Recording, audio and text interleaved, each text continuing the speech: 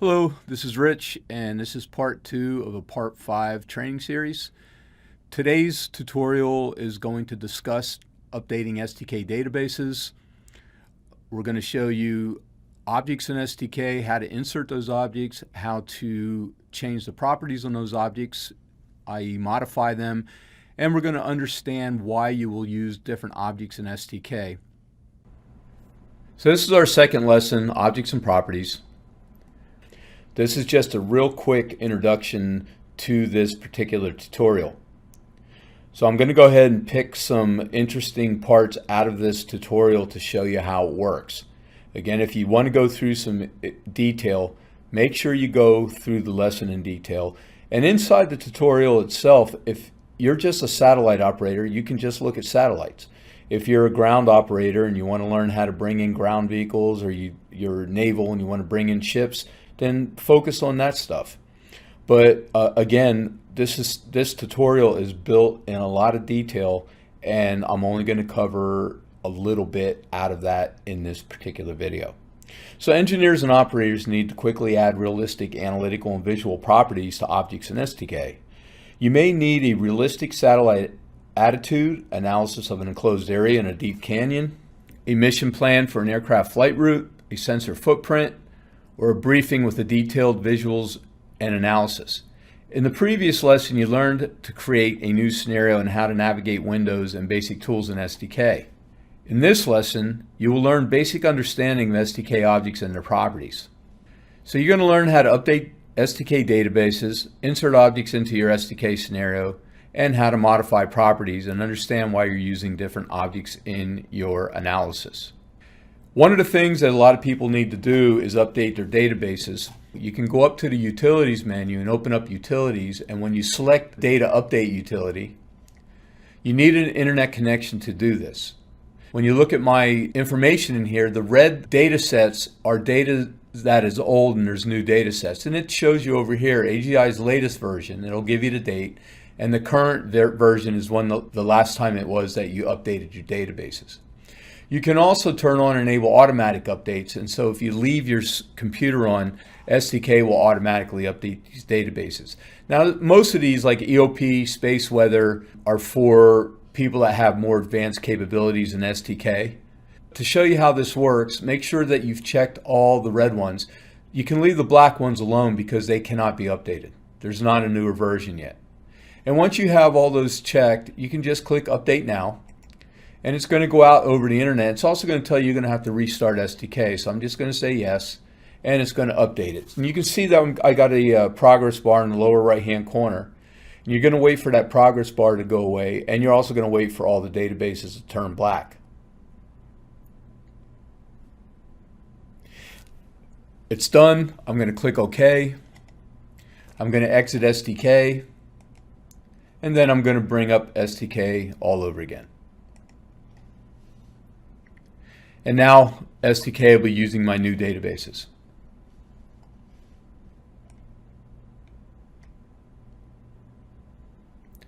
I'm going to restart my scenario, so I'm going to click Create a Scenario. I'm going to call this scenario STK Objects and Properties.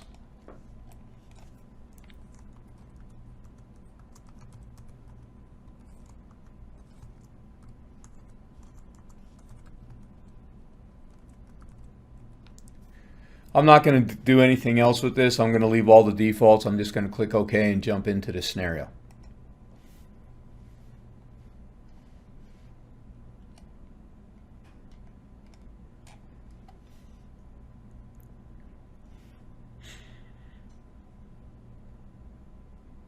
The scenario object, which is the main object in your scenario, it defines the context in which the properties and behavior of other objects are defined.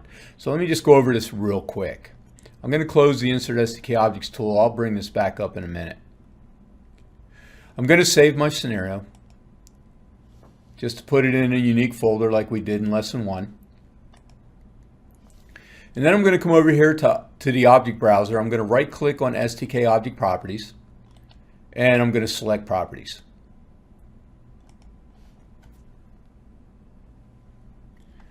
You can see we're on the basic time page. When I say let's go to a specific page when you have properties open, in this case I'll say, hey, let's jump to the basic time page. You look for basic and you click on time.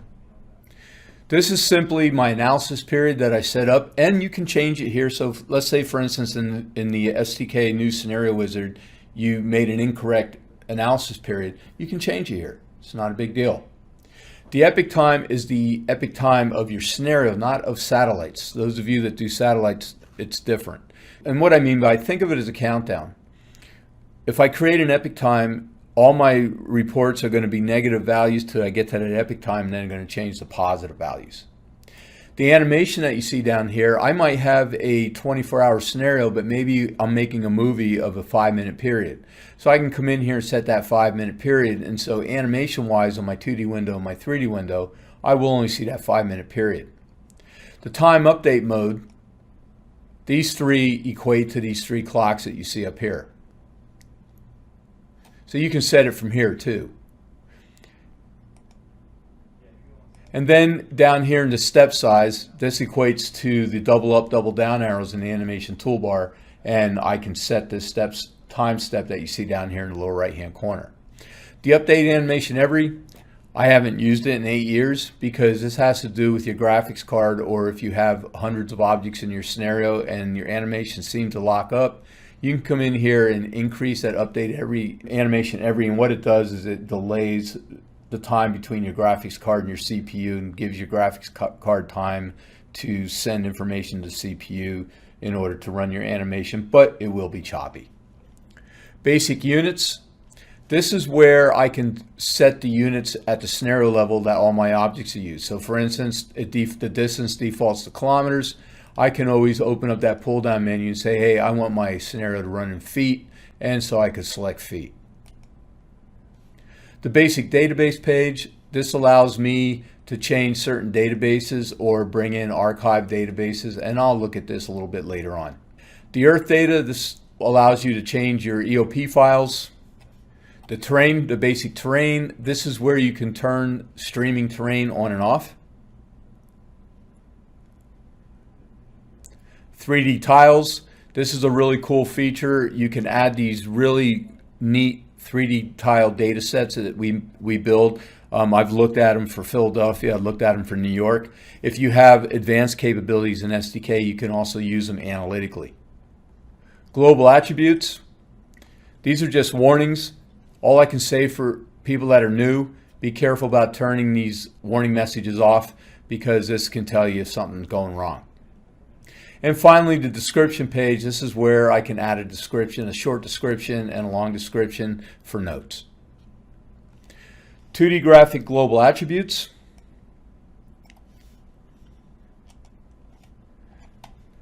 This is scenario wide. So for instance, if I come up here to the general area and I turn off show labels, labels for all my objects in my 2D window and 3D windows will get shut down. Vehicles, if I turn off vehicle ground tracks, all my ground tracks are going to disappear. So you can turn them off at the object level, or you can turn them off here, but understand that if you turn any of this stuff off here, it affects all your objects in the scenario. Anything you do in 2D graphics is applied to 3D graphics. That's important to remember. In the 3D graphic global attribute, these are 3D graphics specific. There's not a lot that most people do in here, but you can do things like switch between the WGS84 ellipsoid, which is the surface of the central body for the Earth, or mean sea level if you're doing aircraft stuff, for instance. 3D object editing, if you are a submariner and you want to go under the ocean, you can do negative altitudes. The image cache, I haven't played with it in a very long time, but if you have a very poor graphics card, you can come in here and mess with the image cache and the terrain cache. All I would recommend is you go to the help pages and see the pros and cons of changing these values. And then finally, the surface lines on terrain. Terrain server defaults on, but if you turn off terrain server and you have your own terrain, or you're just using the WGS84 ellipsoid, you might want to consider coming in here and turning on so that you'll see your lines for things like area targets. You can also go to the 2D graphic fonts and change the size of the fonts in the 2D window, and you can change the fonts in the 3D window. Maybe you're doing a presentation and you need larger fonts in your windows. Now, a minute ago, I turned off the Insert STK Objects tool. If I go back up here to the toolbar, this icon right here called Insert Object will allow me to open that back up. I can also go up to the Insert menu and select New, and it will also open it up. So whatever way you like doing it, you just have to find what works for you and use it. Let's say, for instance, you're just a satellite operator and you don't need all these other objects in the scenario objects list, or you want to turn attach objects on and off. You can simply go down and click this button right here that says Edit Preferences, and this is where you can turn objects on and off inside the Insert STK Objects tool. We got scenario objects. These objects get attached to the scenario object up here, scenario level objects. The only way you can use attach objects, and the STK Free only gives you the sensor. You can select the sensor, but you need a scenario level object to attach it to. And then finally, over on the right, they give you methods. So like if I click the place object, you can see my different methods. I can do a search by address from city database, shapefiles, so on and so forth. They're all different, but you can pick the method of how you want to enter that object into your scenario. So we're going to look at a couple of our objects, some of the more important ones. I know a lot of people use satellites, so I'll show you the satellite object. So I'm going to go into the Insert STK Objects tool. I'm going to select satellite as my object. And we'll start with from standard object database. I'll select that and click Insert. Everybody likes the International Space Station, so that's what I'll use. Now, I could type in ISS and go down and click search, and you're going to get a lot of hits. You're going to get things that have decayed. You're going to get some of them that are operational, not operational. This is a lot of stuff to go through. Debris, that's what the DEB means in here. So what I think I'll do is I'm going to put in the NORAD catalog number. We call it the SSC numbers, and for the ISS it's 25544. When I go down to the bottom and click search, now I just narrowed it down to these three selections. If you're wondering why three, if they're all the same, if you look in here, you can see that I have different data sources. The first one, ISS Zarya, is using the AGI Standard Object Data Service. That means if I select that, it's going to download it from the AGI server, and it's going to propagate it into your scenario using TLEs and using the SGP4 propagator. The other two, ISS and then Zarya, are from your local database. You need to be careful about using these if you haven't updated your databases to match your scenario times. So I'm going to go ahead and select ISS Zarya, the one that's going to come in from the AGI Standard Object Data Service. And if you're wondering what Zarya is, if you're not a Russian speaker, it just means sunrise in Russian. I'm going to go down and click Insert, and it's going to download that satellite from the AGI server. It's going to load it into your scenario and propagate it using the SGP4 propagator. Once it's in there, I'm going to close my Search Standard Object Data window. I'm going to look at my 2D window and my 3D window, so I'll just go up here to the window menu, select tile vertically, and I can see the orbital track for both the 2D window and the 3D window. They're different. In the 3D window, I can see the actual orbit and I can see the ground track. In the 2D window, I can only see the ground track. If I go up to the animation toolbar and I click Start and animate my scenario, I can see the satellite as it orbits the Earth in both windows.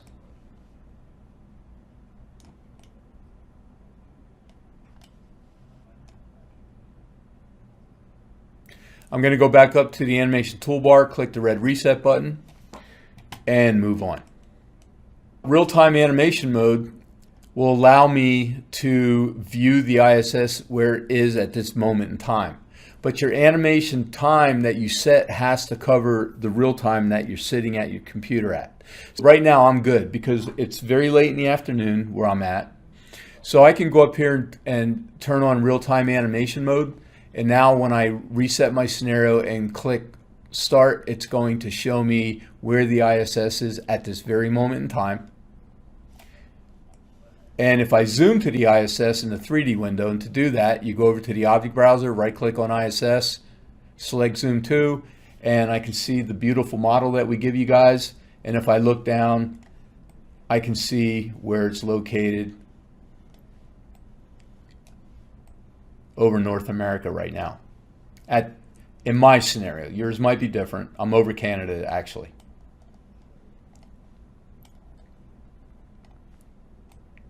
So this is operational way of using this. Again, you have to understand that you need to set your analysis time period to cover the actual time that you're in right now so that you can use real-time animation mode. I'm going to reset that. I can also pick the third clock, X real time. That's not real time. Now I'm back to my analysis time. It's going to go at real time speed, but it's showing me the satellite based on my analysis time, not based on the actual real time. I'm going to reset. I'm going to open up the properties for the ISS. I'm going to right click on ISS, select properties, and in here I can see the TLE source. If I click preview, I can see how old the TLE is for this satellite, and this will work for all satellites that you bring in using TLEs, two-line element sets, and I can see some orbital parameters. I'm going to close that. I'm going to cancel my properties, and I'm going to show you how to bring a satellite in manually. Something that you want to build, something that you might be testing for future use. So I'm going to go back into the Insert STK Objects tool.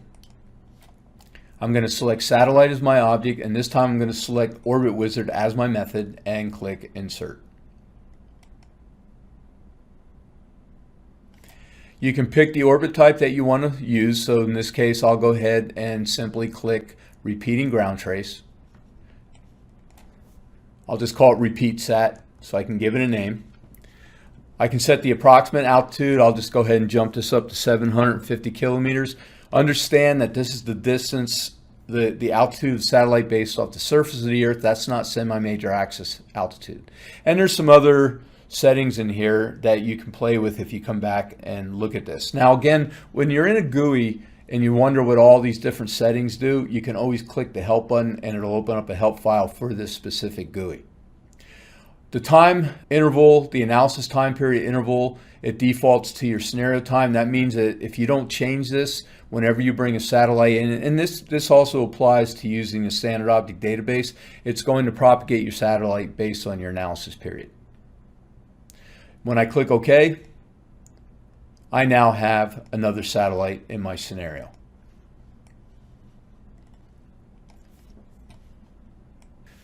I'm going to open up Repeat Sat's properties.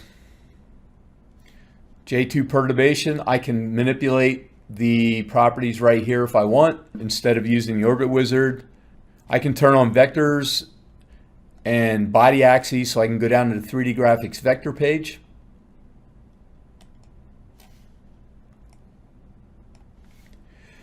I can turn things on like the sun vector. I can go to the axes tab and I can turn on the body axes. If I want to change the color, I just double click on this color palette right here to give me a pull down menu, and I can change that if I'd like. When I click apply, I'll be able to view these in the 3D graphic window because it's 3D. So if I go back over here to Repeat Sat, right click and select Zoom to, there's my satellite. I got my body X along the velocity vector, my body Z is pointing down to the center of the Earth, my body Y is off to the right, and I have my sun vector that stays locked onto the sun. And when I click start, I'm going to go ahead and change it to normal animation mode so it goes faster. You can see it following the sun. I'm going to reset that. Other things that you might need to do when you're inside here is setting up attitude profiles. We give you a couple attitude profiles for free. So if I go back in here to the basic attitude page, I can come up here to the basic type. It defaults to nadir alignment with ECI velocity constraint. That's why I have the X body along the velocity vector, the Z body pointing down. If I go ahead and change this, well, I'll do ECF velocity alignment with radial constraint. So if I open up this pull down menu and select that, so ECI velocity alignment with radial constraint. When I apply this, if you watch my satellite in the 3D graphics window, now my X body is still along the direction of travel, but now my Z body is pointing in the opposite direction. There might be reasons why you need to use different attitudes. I'm going to go ahead and put it back to nadir alignment with ECI velocity constraint and click OK. Like I said, we're not going to cover everything. You can go in to the scenario properties, and this is what I was talking about earlier. You can go to the database page and you can click update database files. This is where you can update your satellite databases, or you can bring in an archive database for an older time period if you want. I'm going to close that. I'm going to cancel that. Again, you can get more detailed information in the tutorial if that's something you need to look at. I want to show you the aircraft object. I'm going to go into the Insert STK Objects tool. I'll select Aircraft and insert Default. To rename an object, if you come over here to the object browser, I can just right click on the aircraft and I can select Rename.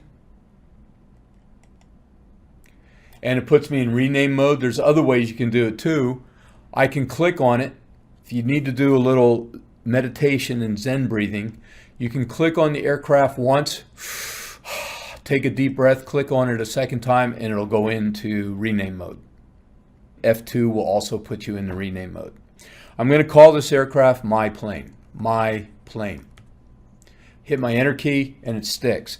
I don't see the plane on the map because I haven't entered anything. So I'm going to go ahead and zoom into North America to show you how this works. Again, if you want more detail, go to tutorial and check it out. I'm going to open up the properties for My Plane, so I'll right click on My Plane and select Properties. And now if I go back to the 2D window and I'm going to click on the tab, wherever I click on the map, you can see I got a little aircraft symbol here, it's going to create waypoints. I'm going to open up the properties for the plane again. I'm going to go back to the properties by clicking on the tab, and there's my waypoints. The altitude reference defaults to WGS 84. Being an X-flyer, I like to use mean sea level.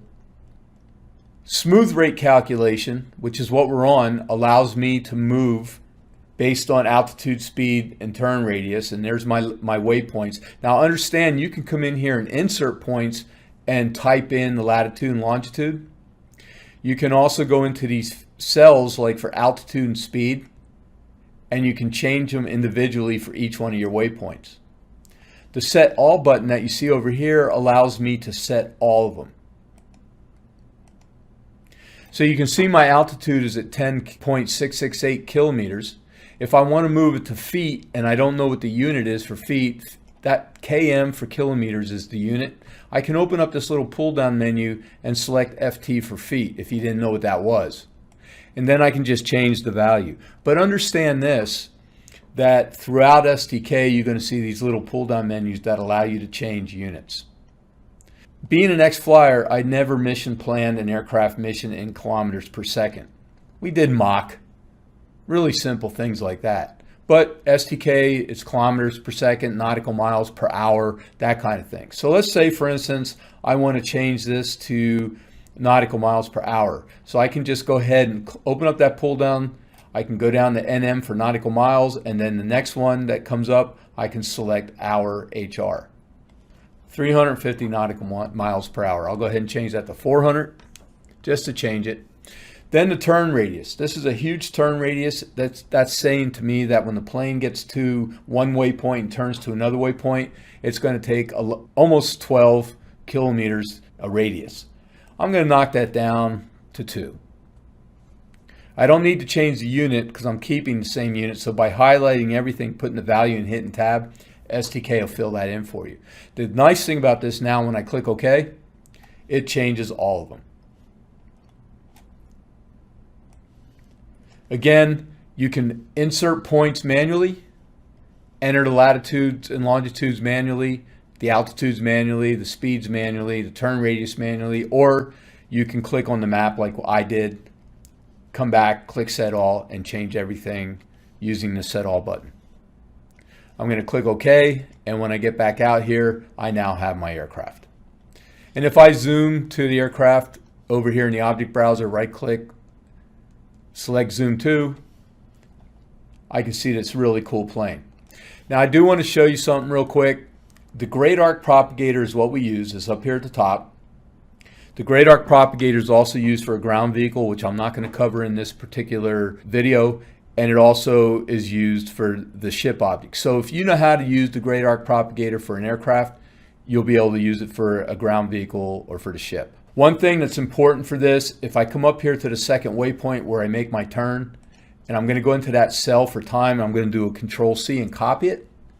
I'm going to come up here to the animation toolbar where we see current scenario time. I'm going to click in there and do a Control V and paste it. When I hit my enter key, it's going to jump my scenario to that time. Notice that the aircraft's in a turn, but it's flat. Maybe I want the aircraft to bank. So what I'm going to do is come up here and go to the basic attitude page. And I'm going to go to the basic type, open up the pull down menu, change it to coordinated turn. And watch what happens when I click apply. The plane banks. And the nice thing about this is it's based on the radius of the turn and how fast your plane is flying. There's no slip. Okay, it's just assuming that your aircraft is flying in a perfect world with no wind and no forces against the aircraft.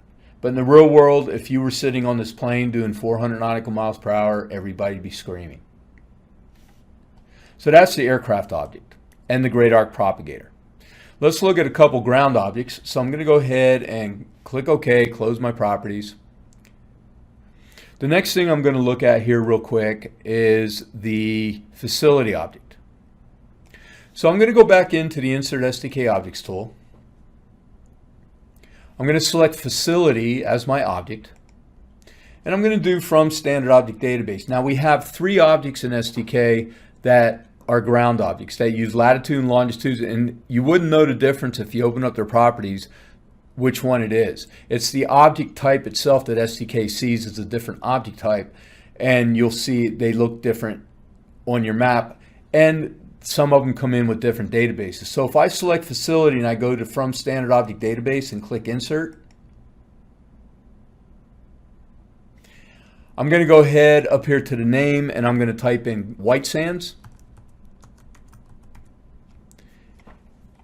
When I do a search, it's going to show me all the different places on White Sands like ground sites, launch pads, ground stations, sometimes radar sites. It depends on which facility you're using. I can see all that here.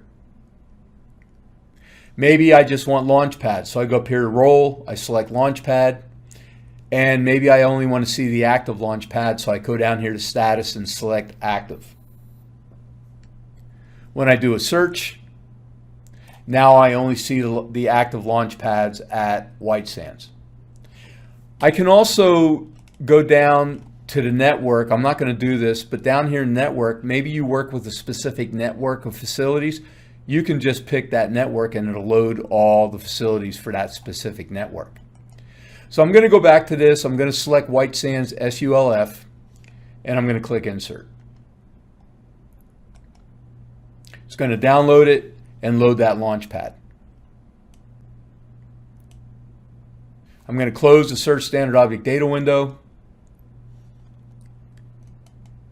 And I'm going to zoom to White Sands.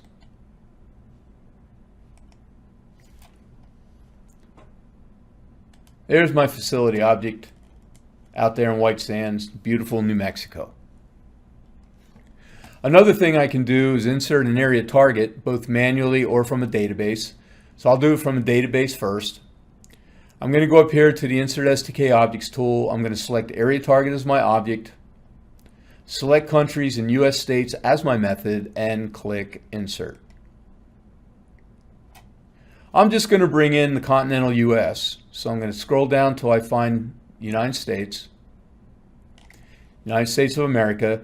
I do want you to notice that when I selected that, insert turned on and I get a selection for primary area only in all areas. There's a huge difference here between the two. Primary area only is going to be the main part of that country. In this case, it's going to be pretty much the continental U.S. All areas would bring in Alaska, all the Aleutian Islands, all the Hawaiian Islands, Guam, different things like that. It all comes down to what you need. I'm just going to use primary area only so you can see what it looks like. So I'm going to click Insert. And you can see, I'll close this, you can see in my 2D graphic window, it loaded the primary area only, the United States. There's a couple ways to bring in an area target that you want to build. So I'll just quickly show you how this works. If I go back into the Insert STK Objects tool and select Area Target and Area Target Wizard and click Insert, understand that you can bring in a default area target and open up the properties and do the same thing I'm doing with the wizard, but I think the wizard's a little bit easier. So I'll just call this Ops Area just to give it a name. You get two choices. Area type, it can either be a pattern, which is a polygon, or an ellipse, which is an ellipse. I'll click Insert Point and I'll just do an area target. I'll do 1 degree latitude. I'll do -2 degrees longitude. Insert point. I'll do -1 degree. I'll just change the longitude here. I'm just trying to show you how this works. Insert point. Now I'll change the latitude. Make it 2 degrees. Insert point one more time and change my longitude back to the original longitude because I need to close it off. Let me give it a lighter color so you can see it. And now when I click OK, if I zoom out in my 2D window, there's my area target. And this can come in handy if you need to enclose a certain area and do analysis in a specific area. But that's how it works. It's real simple. I can also see this in my 3D graphic window if I do a home view and turn this around, and there's my area target. Again, if you go into the tutorial, there's a very detailed section in here how to do both a pattern and an ellipse. I highly recommend looking at that. So we looked at a facility object, we looked at an area target. Let's go ahead and real quick, let's look at a target object. So I'm going to go in to Insert STK Objects tool again. I'm going to select Target as my object. We'll do an Insert Default as the method and click Insert. And you can see it actually popped up near my ops area, because it defaults to 0 degrees latitude, 0 degrees longitude. If I go ahead and do a home view, you can see that over here. Let's look at the place object real quick. I use the place object pretty much for everything. I use targets if I have a satellite taking pictures of places on the ground. I make the places on the ground a target. I also might make my facilities. I only use the facility object when I'm actually using facilities. But a place object, I'll use anything. For an address, I might use the place object for the corner of a roof where I'm going to place an antenna, for instance, or a sensor. So that's when I use the place object. I use it for just about everything else to anchor somewhere on the surface of the earth. In this instance, I'm just going to use From City Database, but if you use search by address, you can go to your house, so you can open that up on your own, type in your address and do a search. From City Database will bring in the centroid of a city area. So if I click Insert and I go up to name here and maybe I'll type in Denver. And when I go down and click Search, I'll pick Denver, Colorado. And when I do an insert, I'll show you what it goes to here. I'll do that in the 3D window. So I'll bring the 3D window to the front and I'll do a zoom 2 to Denver. And again, like I said, it takes you to a centroid, whoever built this, and in this case, it just happens to be the state capital. Let's bring in a missile object. A lot of people use it. So I'm going to go ahead and zoom back to white sands. And I'm going to launch the missile from this spot. So I'm going to go ahead and uncheck white sands here. And that all that does in the object browser is it turns it off visually, but it's still there analytically. So what I'll do here is I'll bring in a missile object using the Insert STK Objects tool. I'll do an insert default, click insert. I'm not going to rename it. I'll just go ahead and open up the properties for my missile. So I'll right click, select properties. The smart way to do this is to type in the launch latitude and longitude and to type in the impact latitude and longitude. But in this instance, I'm going to go ahead and I'm going to cheat a little bit and click on the 2D window because there's another way to do it too. So I'm going to go to the 2D graphic window.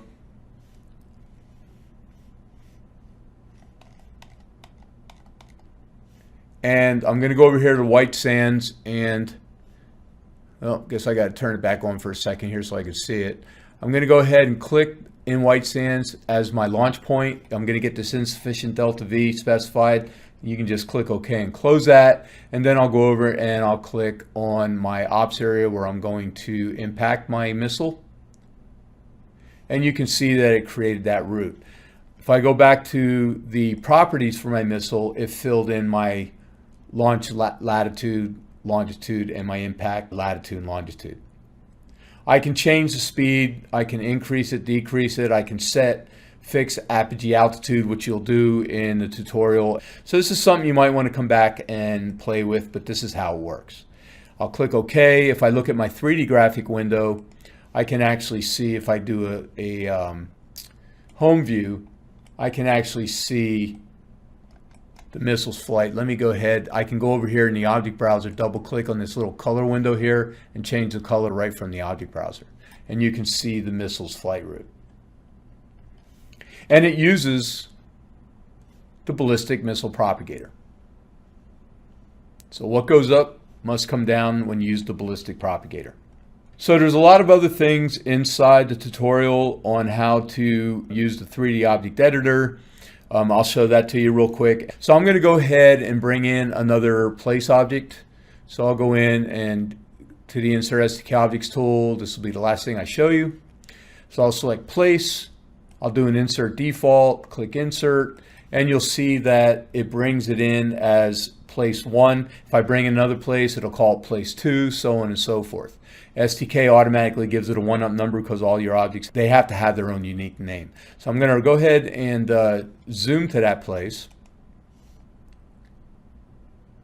And just like the missile object, I can go open up the properties of the place object and I can click somewhere in the 2D graphic window and it'll move the place to that. But I just want to show you the 3D object editor real fast, and that's this tool right here. The key to using this tool is opening up the pull down menu, selecting the object you want to edit. So I'm going to select the place. Then I have two icons here. I have an object edit start accept that allows me to start the editing process. Then I have the object edit cancel. If I totally mess it up, I can cancel it and start all over again. So the way this works is if I click Object Edit Start Accept, it's going to show you where it's located. Let's say, for instance, I want to move it over here because I want it to be an attachment place for a sensor object. So I can go ahead and click my Shift key on my keyboard, hold it down, left click my mouse, and it'll move that place to that spot. When I go back up here to the 3D Object Editor and click Object Edit Start Accept, my place has now moved to that spot. And I'll go ahead and change the color so you can see it better.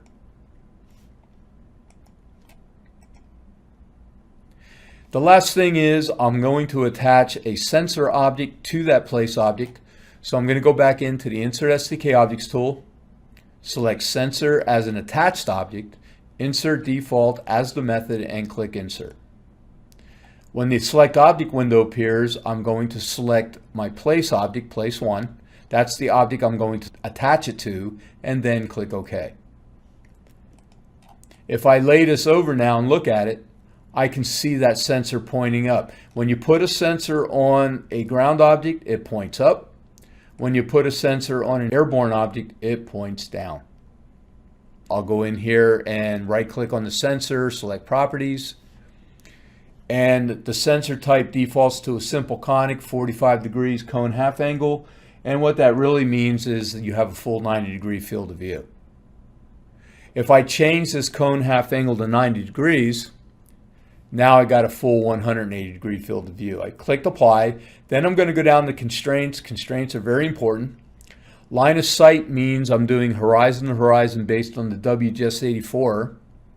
Field of view, if I have that on, which it defaults on, it's making that sensor only see objects that fly through it. If I go up here to range, I'm going to turn on max for the range, and I'll change the range, let's say, to 1,000 kilometers. I'll click OK, and if I come back out here to my 3D graphic window and I zoom out, you can see that set field of view for that sensor. And if I run any analyses against any of my objects in my scenario, that sensor will only see them when they fly through that field of view. So with that, I'm going to go ahead and stop. I highly recommend you go back to the tutorial, find the objects you're interested in, and go through this in detail, because it's very important that you understand how these objects work. And I have a feeling, like most people, you really want to look at the satellite objects again. You're going to want to look at sensor objects again and see how all this stuff works. So in our second scenario, we begin with an understanding of the purpose of the Insert STK Objects tool. And we also looked at bringing objects in STK and how to change their properties. We followed this with an in-depth discussion on all the default scenario and attached objects found in the Insert STK Objects tool.